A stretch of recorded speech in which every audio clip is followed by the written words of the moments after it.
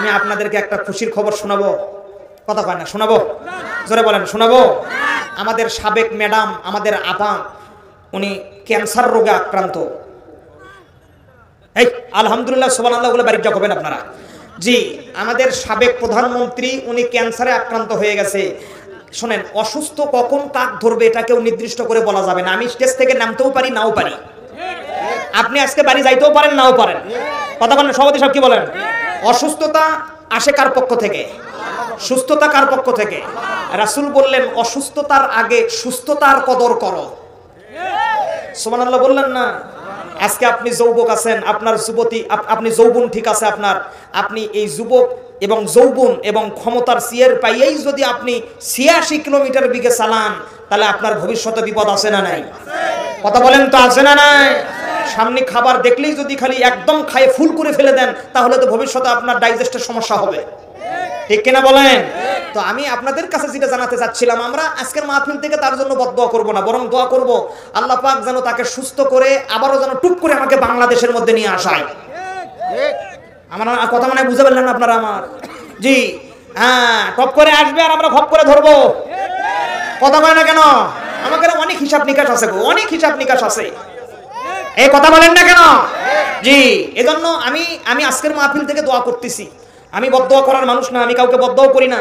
আল্লাহ পাক যেহেতু অসুস্থতা আল্লাহ পাকের পক্ষ থেকে আসে, আল্লাহ পাক যেন তাকে সুস্থতা দান করে দিয়ে দেয় এবং আমাদের হিসাবগুলো যেন মিলাইয়া দেয়। জোরে কোন আমিন। আর একবার বলেন আমিন। শোনেন, আপনি মানুষকে ভালোবাসবেন, এই প্রকৃতি এবং আল্লাহ আপনাকে ভালোবাসবে। কথা বলতে হবে, ঠিক না? ম্যাডাম জোরে বলেন। আর আপনি মানুষকে ভালোবাসবেন না, মানুষের সাথে বেঈমানি করবেন, সমস্ত প্রকৃতি আপনার উল্টো দিকে যাবে, আপনার বিপরীত অবস্থান করবে। আপনি ভালো জিনিস খাবার পরেও অসুস্থ হয়ে যাবেন। এটা সিস্টেম, এটা কোরআন, এটাই সায়েন্টিফিক, এটাই বাস্তবতা। ইতিহাস তার প্রমাণ করে। জি, আল্লাহ পাক সবাইকে সহি বুঝ দান করে দিক। আমরা পড়ি আমিন। দেন না একটু, দেন জোরে বলেন আমিন। সকলে কলিজা দিয়ে রাসূলের উপরে দরুদ এবং সালাম দেন। সকলে পড়েন সাল্লাল্লাহু আলাইহি সাল্লাম। বলেন না, জোরে বলেন সাল্লাল্লাহু আলাইহি সাল্লাম। সম্মানিত হাজরিন, আমি আপনাদের সামনে সূরাতুল আনফালের 30 নম্বর আয়াতে কারিমা তেলাওয়াত করছি। বিশ্বনবীর অসংখ্য হাদিস থেকে 2টি মাত্র হাদিস তেলাওয়াত করেছি। আজকে আলোচনা করতে পারবো না, এটা আমি জানি। জি, তবে আমার যেটা সিস্টেম তার ব্যতিক্রম করব না। কোরআন হাদিসের কথা বলবোই, আপনারা থাকলেও বলবো, না থাকলেও বলবো ইনশাআল্লাহ। পাশাপাশি মা বোনদেরকে একটু সাইজ করার দরকার আছে না নাই? একসাথে বলতে হবে, আছে না নাই? আরেকবার বলেন, আছে না নাই? জি, আমি আজকেও তার ব্যতিক্রম করব না। সময় হোক আর না হোক, কিছু কথা সহি হাদিস থেকে মা বোনদের সম্পর্কে বলবো। আল্লাহ পাক যেন আমার জবান থেকে এগুলো বের করে দিয়ে দেয়, আপনাদেরকে যেন শোনার সুযোগ করে দেয়। একটু আমার জন্য দোয়া করে দেন তো, জোরে বলেন আমিন। আমি আপনাদের কাছে দোয়া চাচ্ছি, জোরে বলেন আমিন। কোন রকমের ভূমিকা নাই, যেহেতু আজকে সময় পাবো না। ভূমিকা ছাড়া আমি কিছু বলতে চাই, কোরআন এবং হাদিস থেকে বলতে চাই। এতে কি আপনাদের অনুমতি আছে ভাই? এই কথা বলেন তো, অনুমতি আছে ভাই? কারা কারা অনুমতি দিলেন 2 হাতটা আরেকবার দেখান তো। মাশাআল্লাহ, জাযাকাল্লাহ। ভাই, আলোচনা স্টার্ট করে দিলাম, যেহেতু সময় হবে না। আচ্ছা বলেন তো, এই কোরআন দিয়ে তাফসীর করে ওয়াজ করে খালি টাকা নিয়ে বাড়ি যাবেন, এজন্য কোরআন দিল? কথা বলেন না কেন? আপনি এই কোরআন দিয়ে তারাবির নামাজ পড়াবেন, সেজন্য কোরআন দিল? কোরআন দিয়ে লাউ গাছের, কদু গাছের পোকা তাড়াবেন, সেজন্য কোরআন দিল? কথা কয় না, সেজন্য দিল না। মানুষ মারা গেলে এই যে হেফজখানার ছাত্র ভাড়া করে নিয়ে যে চতুর্পাশটা খালি তেলাওয়াত করবেন আর এরপরে তাদেরকে ঘাটি মাটি খাওয়ায় বিদায় করে দেবেন, সেজন্য কোরআন? জোরে বলেন, সেজন্য কোরআন না। আল্লাহ পাক বলতেছেন, খেয়াল করেন, অ্যাটেনশন প্লিজ, আলোচনা শুরু হয়ে গেল।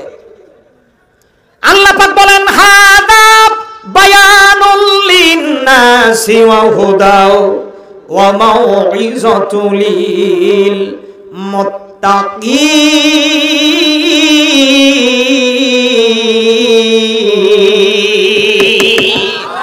আরে জোরে বলেন না কেন? আল্লাহু আকবার।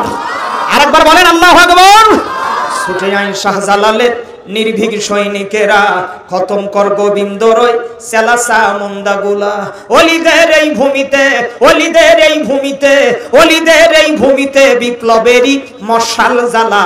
ছুটে আইন শাহজালালের নির্ভীক সৈনিকেরা। আল্লাহু আকবার। শাহজালালের স্বপ্ন ছিল আল কোরআনের জ্বলবে আলো, শাহপরাণীর স্বপ্ন ছিল আল হাদিসের জ্বলবে আলো। সেই আলো ছড়ায়া দিতে, সেই আলো ছড়ায়া দিতে বিপ্লবেরই মশাল জ্বালা। ছুটে আয় শাহজালালের নির্ভীক সৈনিকেরা। খেয়াল করেন, আল্লাহ পাক বলেন হাদা বায়ানুল লিন্নাস, এ বায়ান মানবের জন্য। কুত্তা, গরু, ছাগল, ভেড়া, মহিষকে হেদায়েত করার জন্য আল্লাহ পাক কোরআন দেয় নাই? দিছে? কথা বলেন, দিছে? একমাত্র মানুষকে হেদায়েত করার জন্য দীর্ঘ 23 বছরের নাজমা আন নাজমা যখন যতটুকু প্রয়োজন ততটুকু রাসূলের উপরে নাজিল করে দিল।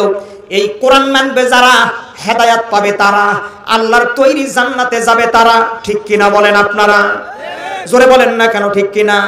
আল্লাহ পাক বললেন হাদা বায়ানুল লিন্নাস, যে বায়ান মানবের কি হবে, এ বায়ান শুনলে ওয়া হুদাও, আমি আল্লাহ পাক তাদেরকে হেদায়েত করে দিব।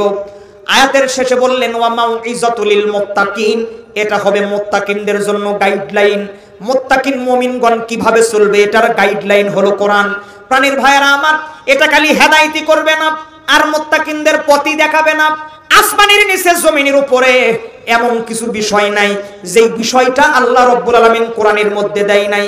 আল্লাহ পাক বলেন ওয়া নাযালনা আলাইকাল কিতাবা তিবয়ানাল লিকুল্লি শাইইন হুদাও ওয়া রাহমাতাও ওয়া বুশরা লিল মুসলিমিন।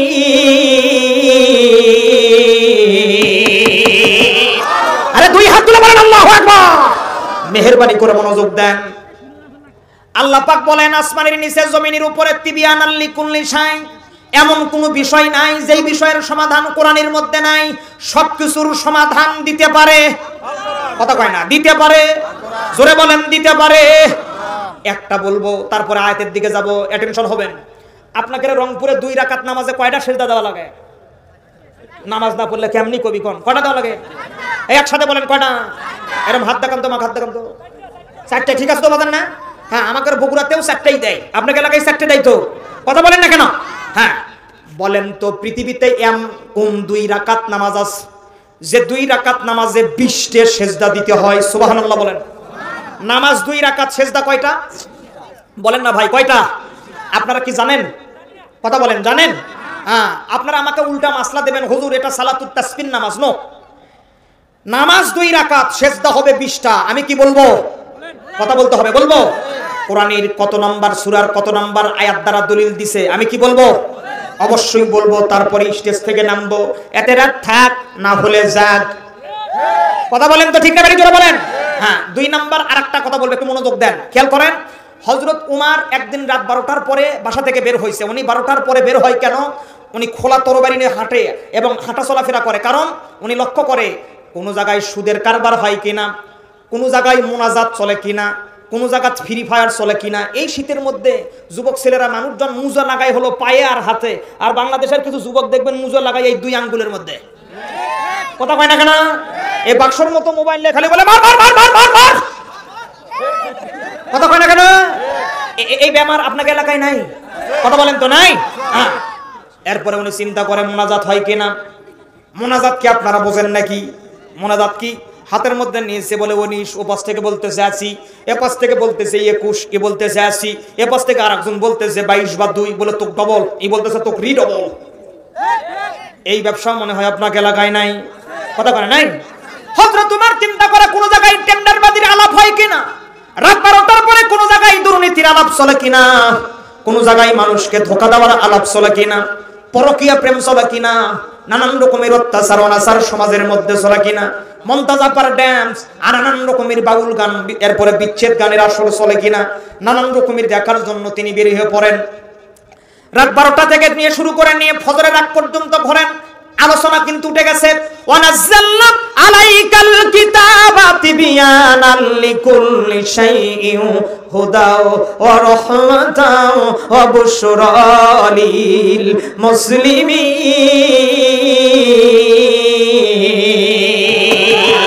ওরে মুসলিম তুই আজও কেন বসে, চারিদিকে ওই মা বোনদের কান্নার আওয়াজ আসে, আবার চতুর্দিকে ভরে গেছে দেখো মুসলমানের লাশে।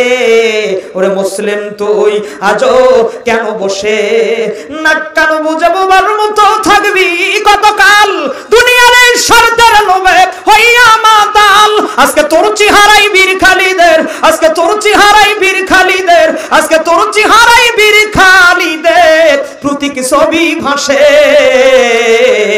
ওরে মুসলিম তুই আজও কেন বসে? আল্লাহু আকবার বলেন। কয়টায় বের হইছে ওমর?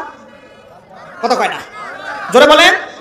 রাত 12টায় বের হইলেন, মানে কখন বাজে 12টা, কখন বাজে 12টা এরকম নয়, রাত 12টায় বের হয়ে পড়লেন। 10 মিনিট সময় তিনি হাঁটতেছেন, এমতো অবস্থায় একজন মুরব্বী ওমরের সামনে দাঁড়ায় গেল। ডাকতে বলতেছে, ওমর স্টপ, সামনে যেও না। ওমর হাইড্রোলিক ব্রেক দিলেন, জাম ব্রেক করলেন। সামনের দিকে তাকায় মুরব্বীকে দেখে সালাম দিয়ে দিলেন। দেখতেছেন মুরব্বী থরথর করে কাঁপে, চোখ দিয়ে পানি পড়ে। ওমর ডাকতে বলে, মুরব্বী কি ব্যাপার? আপনি কেন কান্না করেন আর কাঁপতেছেন? খুলে বলেন কি হয়েছে আমাকে। মুরব্বী ডাকতে বলে, ওমর তুমি কাল বিলম্ব করো না, বাড়ি চলে যাও। আমি এক্ষুনি দেখে আসলাম গো, কে জানো তোমার বাড়িতে একটা পুটলার মধ্যে, একটা বস্তার মধ্যে, একটা ব্যাগের মধ্যে মাসুম একটা ভূমিষ্ঠ, সদ্য ভূমিষ্ঠ সন্তানকে 1 নয় 2 নয় 12 টুকরা করে কে জানো তোমার বাড়িতে পুটলা বেঁধে রেখে গেছে। এখনো তাজা রক্ত টস টস করে পুটলা থেকে বের হচ্ছে, আমি দেখে আসলাম। ওমর আশ্চর্য হয়ে গেলেন, স্টোনেশ হয়ে গেলেন, থমকে গেলেন লোকটা। হাই রে হাই, আমি মাত্র 10 মিনিট আগে বাড়ি থেকে বের হলাম। শুনতেছেন আমার কথা? মনোযোগ আছে আমার দিকে? কয় মিনিট আগে বের হয়েছে? কথা কয় না, কয় মিনিট? ওমর চিন্তা করে কি ব্যাপার, মাত্র 10 মিনিট আগে আমি বাড়ি থেকে বের হলাম, আর 10 মিনিটের মধ্যে এরকম ঘটনা ঘটে গেল। ওমর কুশবুদ্দুর তরবারি বের করে মুরব্বিকে লক্ষ্য করে, মুরব্বি খবরদার, মুরব্বি আপনি যেন 1 পা 2 পা নড়াচড়া না করেন। আমার মন বলছে এই ঘটনার সঙ্গে আপনি জড়িত আছেন। কথা কয় না, আরো জোরে বলেন রে ভাই। হ্যাঁ, মুরব্বি 2 চোখের পানি ছেড়ে দে বলে, ওমর কাবা ঘরের কসম দে বলি, আমার রবের কসম দে বলি, এই ঘটনার সঙ্গে আমি জড়িত নাই, কোনো সংশ্লিষ্টতা নাই। ওমর বলে, হবে না। আমার মন বলছে আপনি জড়িত। কেন? পুটলার মধ্যে 12 টুকরা না 14 টুকরা, সেটা আপনি কেমনি জানেন? কথা কয় না কে? এটা অবশ্যই আপনি করছেন। মুরব্বি তো চোখের পানি ছেড়ে দে বলে, ওমর আমি করি নাই। ওমর বলে, হবে না, আমি আপনাকে বন্দী করলাম, আপনাকে অ্যারেস্ট করলাম, অর্ধ জাহানেরই খলিফা আমি, আমার রাজ্যে এরকম ঘটনা ঘটবে আমি কল্পনাও করতে পারি নাই। আমি ওমরের নাম শোনার পর 40 দিন পর্যন্ত শয়তান ও রাস্তায় আসে না, আর আপনি মুরব্বি এরকম একটা ঘটনা ঘটাই দিলেন। উমারের কথা শুনে মুরব্বি চোখের মধ্যে পানি রাখতে পারে না। উমার ডাকতে বলে, মুরব্বি আপনি আগে যাবেন, আমি আপনার পিছে পিছে যাব। মুরব্বি আগে আগে যায়, হযরত উমার পিছনে পিছনে যায়। মুরব্বি আল্লাহর দরবারে দোকানে হাত তুলে বলতেছেন, মাওলা রব্বুল আলামিন, আমার অপরাধ কি জানি না, আজকে অর্ধ জাহানের খলিফা আমার পিছনে লেগেছে, আমাকে অ্যারেস্ট করে দিয়েছে, আমার সবকিছুর জামিনদার আমি আপনার উপরে করে দিলাম। ও রংপুরবাসী, কখন কোন কথা এসে যায় বলা যায় না। এখানে যারা বিভিন্ন মামলার আসামি যারা আছেন, এই যে আল্লাহর কোরআনের মধ্যে একটা আয়াত আছে, দিকে দেখেন, ভালো করে খেয়াল করেন। যার নামে যত বড় মিথ্যা মামলা হোক না কেন, যত বড় বাটপারি মামলা হোক না কেন, যত জালাও পোড়াও মামলা হোক না কেন, যত বড় রাষ্ট্রদ্রোহী মামলা হোক না কেন, তাফসীরে ইবনে কাসিরের লেখক লেখে কোরআনের একটা আয়াত আছে, এই আয়াতটা যদি দৈনিক 21 বার করে মানুষ 40 দিন তেলাওয়াত করতে পারে, যত বড় মিথ্যা মামলা হোক না কেন, আর যত বড় মামলা হোক না কেন, ওই মামলার জামিনদার স্বয়ং আল্লাহ রাব্বুল আলামিন হয়ে যায়। আওয়াজ দিয়ে বলেন আল্লাহু আকবার। আর মুমিনদের জন্য আল্লাহ পাক বললেন, ফাস্তাজাবনা লাহু ওয়া নাযাইনাহু মিনাল গাম্মি ওয়া কাযালিকা নুযিল মুমিনিন।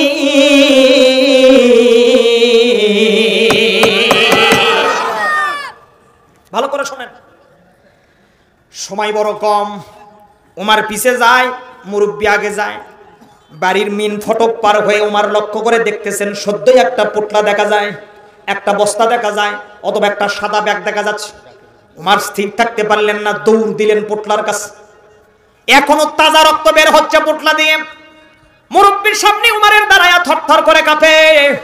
উমার চোখের মধ্যে পানি রাখতে পারে না, দ্রুত করে পুটলাটা খুলে ফেললেন। দেখতেছেন সদ্য ভূমিষ্ঠ একটা পুত্র সন্তান। ছোট মানুষের হাতটাও কি 6 হাত করে থাকে না, ছোট ছোট থাকে? কথা কয় না কেন?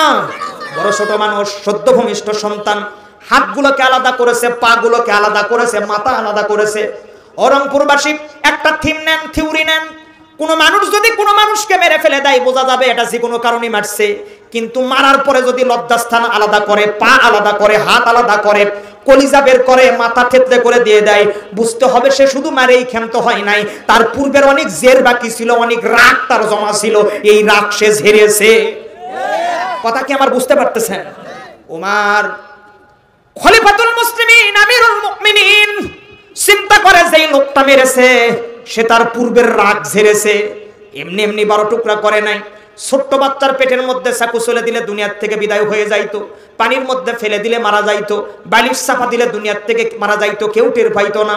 কিন্তু ভূমিষ্ঠ সদ্য ভূমিষ্ঠ সন্তানকে যে 12 টুকরা করতে পারে, নিঃসন্দেহে 100% তার রাগ সে পরিকল্পিতভাবে ঝেড়েছে। আওয়াজ দিয়ে বলেন ঠিক না ব্যাটিক, জোরে বলেন। টুকরাগুলোকে আলাদা করতেছেন, টুকরার শেষের নিচের দিকে তাকায় দেখেন একটা সিরকুট লেখা। এই সিরকুটের মধ্যে একটা আয়াত লেখা দেখতে পাইলেন। ঝটপট তিনি সিরকুট নিয়ে নিলেন, লেখা আছে ওই সিরকুটের মধ্যে লিখতেছেন বা লিখেছেন, ওয়ামাল্লাম ইয়াহকুম বিমা আনজালাল্লাহু ফাউলাইকা হুমুল কাফিরুন।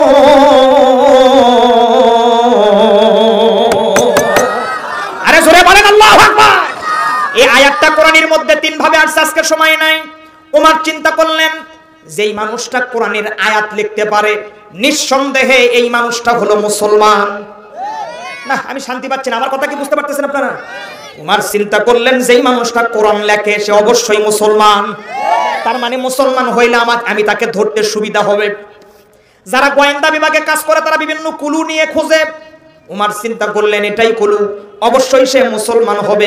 কোষবদ্ধ তরবারি বের করে একদম মুরব্বির দিকে তাক করে বলতেছে, সত্যি কথা বলেন, ঘটনা কি? থরথর করে মুরব্বি কাঁপে আর ডাকতে বলে, আমিরুল মুমিনিন খলিফাতুল মুসলিমিন, আমি জানি না, আমি যখন আপনার কাছে গেলাম গো, আপনার কাছে যাওয়ার মাত্র 10 মিনিট আগেই আপনার বাড়ির দাসী আমাকে ডাকতে বলে, ও মুরব্বি, আমাদের বাসা থেকে এক্ষুনি খলিফা বের হয়ে গেল, আপনি তাকে যেখানেই পাবেন দ্রুত বাড়িতে আসতে বলেন। একটা মাসুম বাচ্চাকে 1 নয় 2 নয় গো 12 টুকরা করে কে যেন আমাদের বাড়িতে রেখে গেছে, আপনি তাড়াতাড়ি আমার উমারকে নিয়ে আসতে বলেন বা খলিফাকে আসতে বলেন।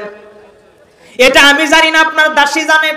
ওমর ক্ষিপ্ত হয়ে ডাকতে বলেন, দাসী, দাসী রে, তাড়াতাড়ি করে আমার সামনে চলে আস। দাসী একদম ক্লান্ত হয়ে গেছে, থরথর করে কাঁপতেছে বেচারি। ওমরের সামনে চলে আসলো। ওমর ডাকতে বলে, দাসী সত্যি কথা বলো, যদি সত্য কথা তুমি না বলতে পারো, খত্তাবের সন্তান আমি উমর, এই উমরের তরবারির আঘাত থেকে তোমাকে কেউ রক্ষা করতে পারবে না, সত্যি কথা বলো।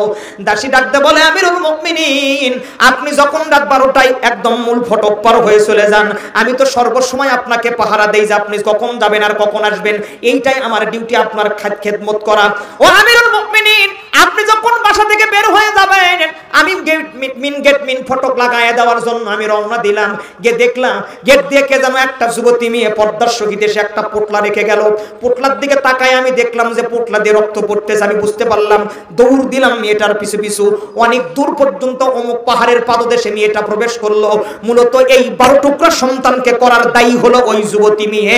চিৎকার দিয়ে বলেন না কেন নাউজুবিল্লাহ, নারে তাকবীর, জোরে লিল্লাহি তাকবীর।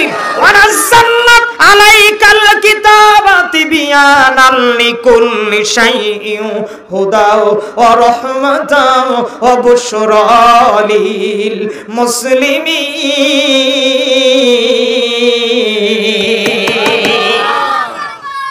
এই যে মেয়েটা যে সন্তানকে 12 টুকরা করলো, কেন করলো, কি জন্য করলো, এটা উনি কোরআন থেকে দলিল দিয়েছেন। অ্যারেস্ট করার পরে কি কারণে করেছে, কয় নাম্বার সূরার কয় নাম্বার আয়াত দিয়ে প্রমাণ করলেন, আমি কি বলবো? এর পিছন থেকে হাত দেখান, কারা কারা শুনবেন? একবার তাকবীর দিবেন, লিল্লাহি তাকবীর। একসাথে দেন না কেন, লিল্লাহি তাকবীর। মাশাআল্লাহ, হাত নামান। আমি বলবো, বলেন বলবো? অবশ্যই বলবো, তারপরে স্টেজ থেকে নামবো। এতে রাত থাক আর যাক, আজকে যা হয় এটা হবে ইনশাআল্লাহ, ঠিক কিনা বলেন? এখন আমার তেলাওয়াতকৃত আয়াতের দিকে চলে যান, সকলে জবান খুলে পড়েন বিসমিল্লাহির রাহমানির। একজনও জবান বন্ধ রাখবেন না, জবান খোলেন, সকলে পড়েন বিসমিল্লাহির রাহমানির। وَإِذْ يَمْكُرُ بِكَ الَّذِينَ كَفَرُوا لِيُثْبِتُوكَ أَوْ يَقْتُلُوكَ أَوْ يُخْرِجُوكَ وَيَمْكُرُونَ وَيَمْكُرُ اللَّهُ وَاللَّهُ خَيْرُ الْمَاكِرِينَ।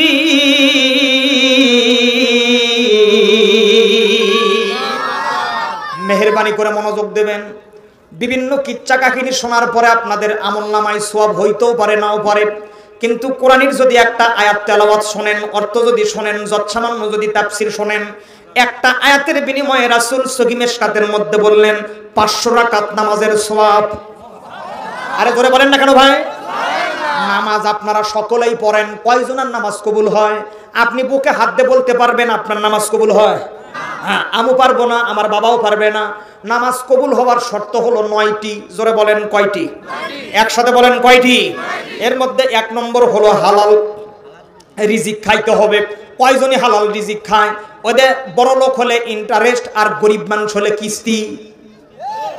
কথা কয় না কেন ভাই লোকগুলা? এই কিস্তি আপনাকে এলাকায় নাই?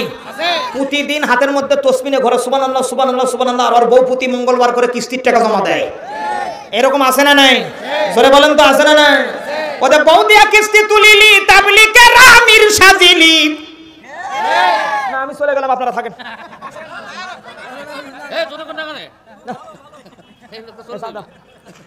কি কথা কবেন তো নাকি বলেন?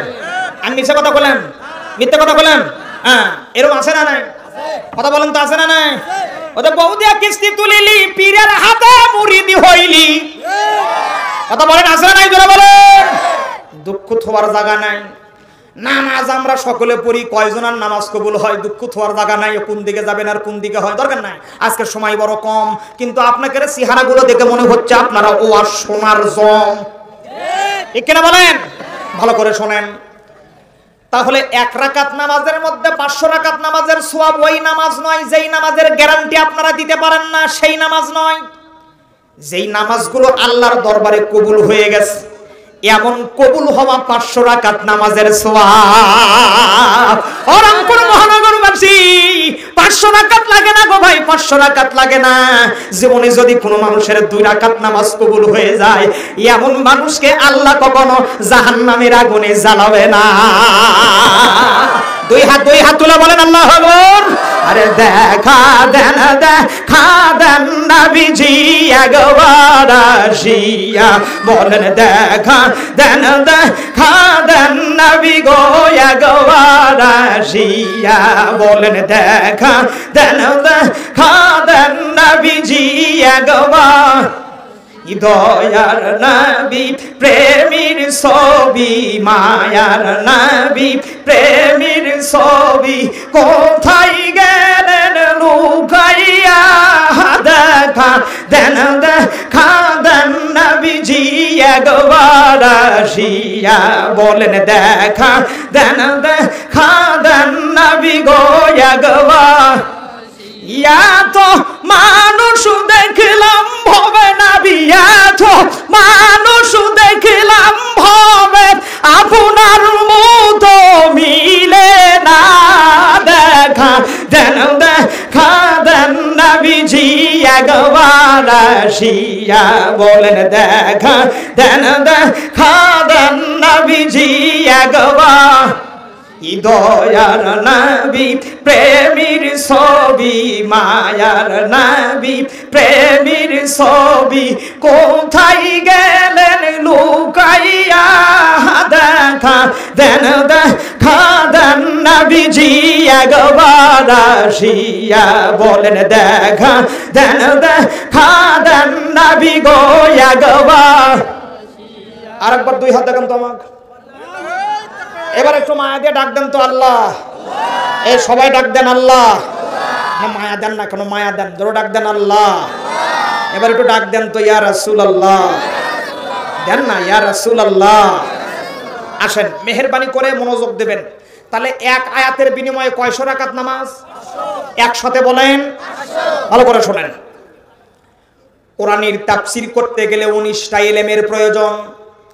যেই মানুষের মধ্যে 19টা ইলমের বিদ্যা আছে, বুদ্ধি আছে, এমন মানুষ কোরআনের তাফসীর করতে পারে। আমি মানুষ যেমন ছোট আর খাটো, আমার ইলম কালামও তেমন ছোট খাটো। বোঝেনি তো এখন রাস্তায় নাই খোয়া, আমাকে হুজুরে করে খাটে না কোনো দোয়া। ওদের ভাঙ্গাচুরা গাড়ি তারই মধ্যে চলাফেরা করি, কামাই করি, পয়সা করি, বাড়ি যাই যখন বউ ভালোবাসে তখন।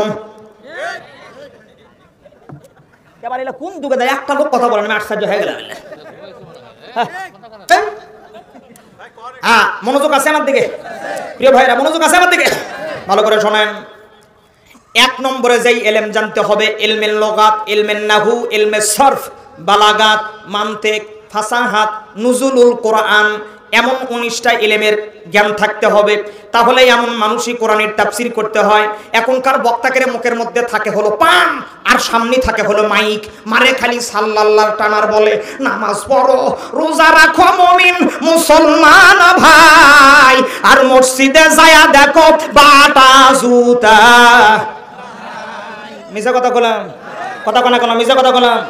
আজকে এই রংপুর মহানগরের মাটি যদি প্রথম আসমানি আপনারা তাকবীর দিয়ে নিয়ে যান ওয়াজের চোটে, তাহলেই কি বাংলাদেশে দাঁড়িপাল্লা পাস করবি?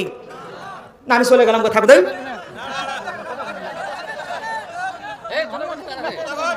আপনারা শোনেন, ওয়াজ শুনতে গেলে কথা বলতে হবে, পারবেন? কথা বলেন, পারবেন? কারা কারা কথা বলেন? দুই হাত দেখান তো। মাশাআল্লাহ, হাত নামান। তবে হাত যারা মাহফিলের মধ্যে কথা কয় না, কারা বইয়ের গপ্প শুনে, যারা যারা কথা বলতেছে না, ওরা আর বইয়ের কথা শুনে এরকম কাঠি ধুতে মারবেন করে কথা বল। কি রাজি আছেন তো নাকি বলেন? কথা বলেন না কেন? মনোযোগ দেন, অ্যাটেনশন প্লিজ, ভালো করে শোনেন। বাংলাদেশের এক সাইজের বক্তার টুপি, উর্মলার যুব্য দেখলে মনে হয় ওরাই ইসলাম নিয়ে এলো। কথা কয় না কেন? হ্যাঁ, ভালো করে শোনেন। ও রংপুরবাসী, তাফসীরে মাযহারিব আল্লামা সানাউল্লাহ পানিপতি রাহমাতুল্লাহ আলাইহি সূরাতুল আনফালের 30 নম্বর আয়াতের তাফসীর করতে গিয়ে লাগে তাফসীরে কাশফ আল্লামা জাহরুল্লাহ জমকশরী রাহমাতুল্লাহ আলাইহি, যেই মানুষটা দীর্ঘ 30 বছরে কোরআনের তাফসীর লিখেছে, তাফসীরে কাশফ কাবা ঘরের আঙিনায় বসে একটা আয়াতের তাফসীর লিখে রাসূলের রওজার কাছে রেখে আসতো। রাসূল যদি অনুমতি দিত তাহলে তার তাফসীরে ঢুকাইতো। আওয়াজ দেন আল্লাহু আকবার বলেন, এর জোরে বলেন আল্লাহু আকবার। ইমাম বুখারী 2 লক্ষ হাদিসের হাফেজ, বুখারী শরীফে হাদিস আছে 10,000, মানে বেশ কম, সামথিং বেশ কম। এদিক দেখেন, তাহলে আর হাদিসগুলো গেল কই?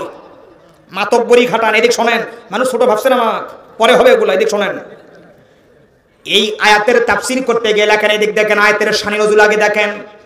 এই আয়াতে কারিমার নবুয়তের 6ষ্ঠ বৎসরে রাসূলের উপরে নাজিল হয়, যেই সময় রাসূলের সঙ্গে সাহাবী ছিল 57 জন। জোরে বলেন কয়জন? একসাথে, আরো জোরে, জোর হলো না, জোরে বলেন। 57 জন মানুষ। এই 57 জনের মধ্যে 2 জন শিশু, 7 জন নারী, বাদবাকি আবাল বৃদ্ধ, বালক, যুবক, যুবতী। ভালো করে শোনেন প্রিয় ভাইয়েরা আমার, এই আয়াতে কারিমা নাজিল হওয়ার প্রেক্ষাপট হলো আমাদের বাংলাদেশের যে জায়গায় এমপি মন্ত্রীরা বসে টেবিল সাপোর্ট দেয়। আমাদের সাবেক তথ্য প্রযুক্তি মন্ত্রী, ওনাকে যখন গত 2 দিন আগে কোর্টে হাজির করা হচ্ছিল, উনি বলতেছেন, ওনার বড় বড় দাড়ি হয়ে গেছে, উনি বলতেছেন নীরবতার সময় শেষ, গর্জে ওঠো বাংলাদেশ। কথা কয় না কেন? আমার কথা কি বোঝা যাচ্ছে? আমি নাম ধরে, এদিকে দেখেন, বাংলাদেশের এমপি মন্ত্রীরা যে জায়গায় বসে, যে জায়গায় টেবিল সাপোর্ট দিয়ে গত 17 বছর মাঠ কাঁপাইছে, এর নাম হলো সংসদ ভবন।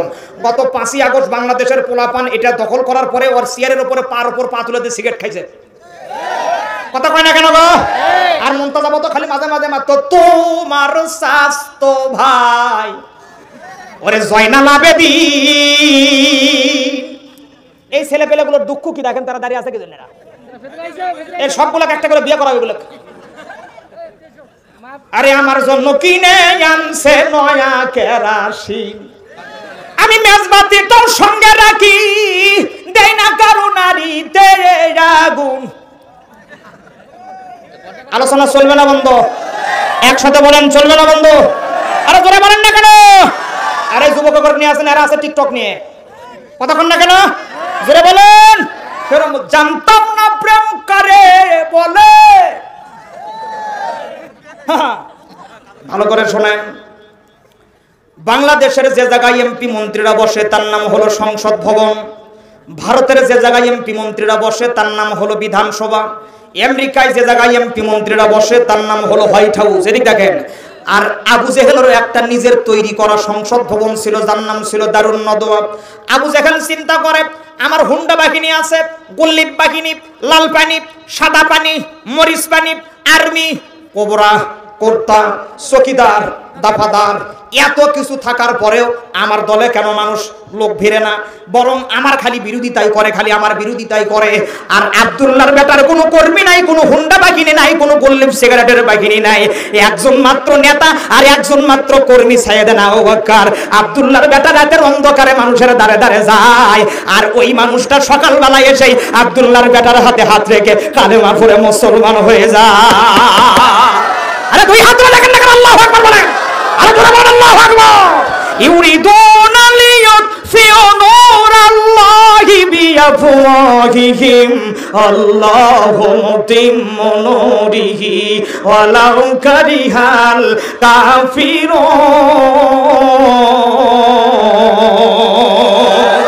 আরে দুই হাত থেকে বলেন আল্লাহু আকবার। কি হবে লেখালেখির কলমবাজির এই মহড়া, সমাজের আসল চিত্র যদি না যাই তুলে ধরা, যদি ওই ঘুষের বলে কলমটা উল্টা চলে, যদি ওই ঘুষের বলে কলমটা উল্টা চলে, তবে কি যাবে রোখা দুর্নীতিকে, তবে কি যাবে রোখা দুর্নীতিকে। কি হবে বেঁচে থেকে অজাতা বিদ্যা শিখে যদি না করতে পারি শোষণবিহীন সমাজটাকে, কি হবে বেঁচে থেকে। আলোচনা চলবে না বন্ধ? জোরে বলেন চলবে না বন্ধ? ভালো করে শোনেন। নবুয়তের ৬ষ্ঠ বৎসরে যখন রাসূলের এই অবস্থা, মানুষ যখন রাসূলের হাতে বিভিন্ন দূর দূরান্ত থেকে এসে মুসলমান হওয়া শুরু হয়ে গেল, আবু জেহেলের মাথা খারাপ হয়ে গেল। রাতের অন্ধকারে 12 জন সমন্বয়ককে ডাক দিলেন, 12 জন মন্ত্রীকে ডাক দিলেন দারুন নদওয়ায়।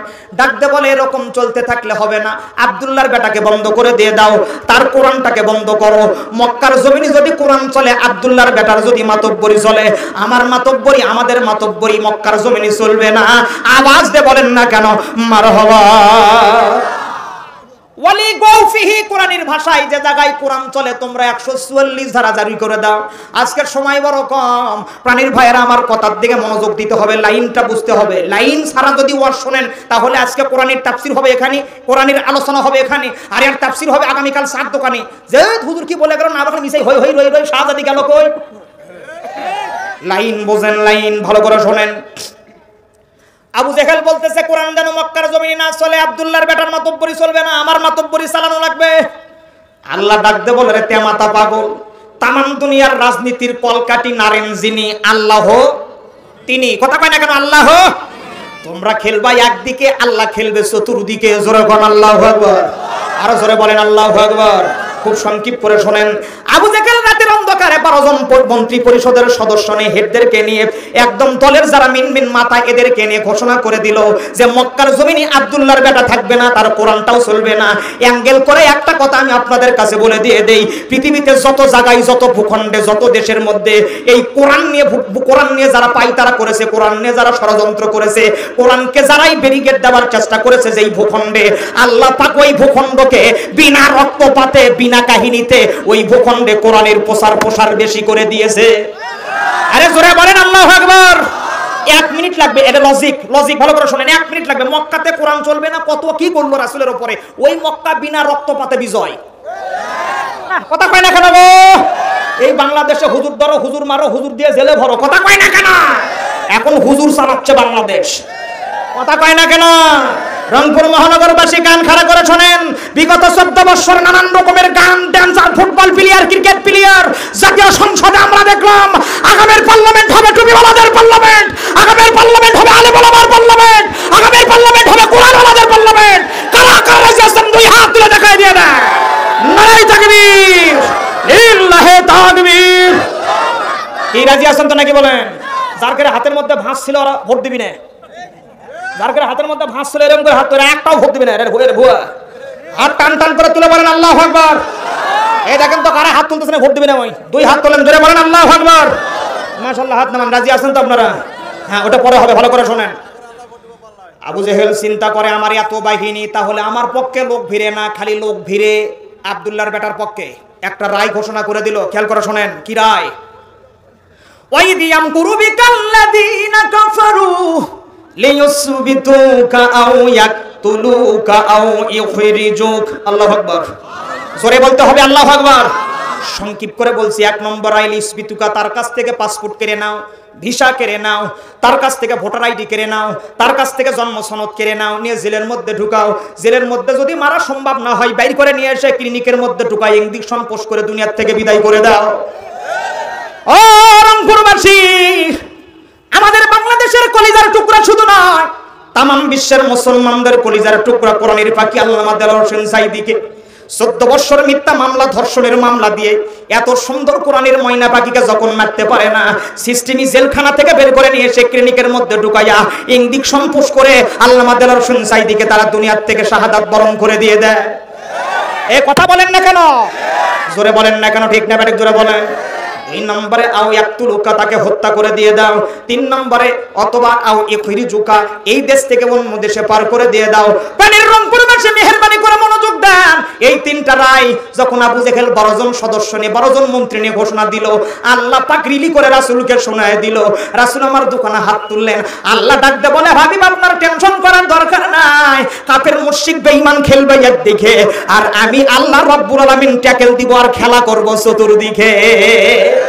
আরো জোরে খান না কেন? আল্লাহু আকবার, জোরে বলেন। No tension. ওয়াকানা হাক্কান আলাইনা নাসরুল মুমিনিন।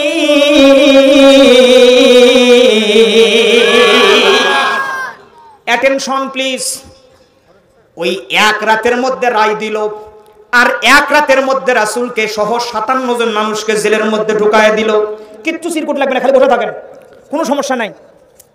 এই লাইনে 18 বছর আমি ড্রাইভারিগিরি করতেছি, বুঝছেন? কখন ব্রেক দেওয়া লাগবে, কখন টেকা তোলা লাগবে, কখন কি করা লাগবে, এটা আমি খুব ভালো জানি। আর আপনারা খালি দেখেন ওয়াজ ভালো হচ্ছে না খারাপ হচ্ছে, কথা হয় না কেন?